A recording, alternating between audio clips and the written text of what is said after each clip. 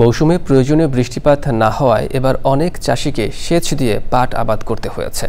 এতে পাটের ফলন নিয়ে আশঙ্কা দেখা দিয়েছিল, তবে পরবর্তীতে ভালো বৃষ্টিপাত হওয়ায় উৎপাদন লক্ষ্যমাত্রা ছাড়িয়ে যাবে বলে আশা কৃষক ও কৃষি বিভাগের। শরীয়তপুর থেকে এস.এম. মুজিবুর রহমানের রিপোর্ট। বান্ডেল থাকলে প্রতি সেনমানিতে টাকা বাঁচবে। বিকাশ সেনমানি বান্ডেল কিনে জিতুন প্রতি লেনদেনে। অন্যান্য বছরের তুলনায় এবারও জাজিরা উপজেলায় লক্ষ্যমাত্রার চেয়ে বেশি জমিতে পাটের আবাদ হয়েছে। তবে আবাদ মৌসুমে পর্যাপ্ত বৃষ্টিপাত না হওয়ায় ফলন নিয়ে যে শঙ্কা দেখা দিয়েছিল তা কেটে গেছে।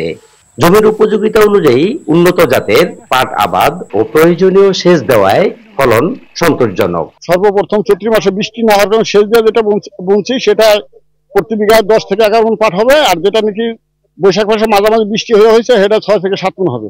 আমাদের অঞ্চলে যেই পাট হয়েছে বাজারে যেই দাম আছে এতে আমাদের পুষবে।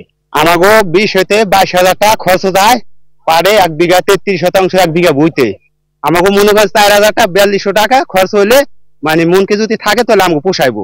হ্যাঁ, গত বছর একটু পাট বেশি ছিল, এবার কালার পাট একটু কম হয়েছে ফলন, কিন্তু দাম অনেক ভালো। ভালো জাতের পাট আবাদের মাধ্যমে ফলন বাড়াতে মাঠ পর্যায়ের কর্মকর্তারা পরামর্শ ও প্রয়োজনীয় সহায়তা দিচ্ছে বলে জানায় স্থানীয় কৃষি বিভাগ।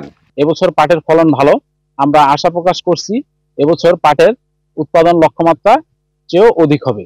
এবছর জাজিরায় 9,500 হেক্টর জমিতে পাট আবাদের লক্ষ্যমাত্রা থাকলেও আবাদ হয়েছে 9,750 হেক্টরে। শরীয়তপুর থেকে SM. Mujibur Rahman, channel I.